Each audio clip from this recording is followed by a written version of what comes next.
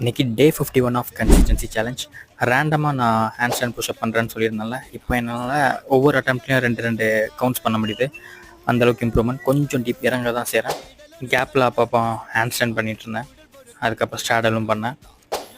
இந்த வீக் நான் back liver unlock பண்ணுறதுக்கு ட்ரை பண்ணணும்னு சொல்லியிருந்தேன். அதுக்கான ஃபார்ம் எந்தளவுக்கு நான் பண்ணுறேங்கிறத செக் பண்ணேன். இவ்வளோ தான் பண்ண முடிஞ்சது.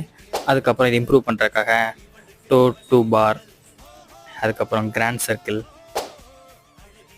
இப்போ வச்சு பண்ணுறது. அதுக்கப்புறம் ஸ்கின் த கேட். இந்த ஸ்கின் த கேட் நிறைய பண்ணச்சில் பேக் லிவர் இன்னும் ஈஸியாக வரும்.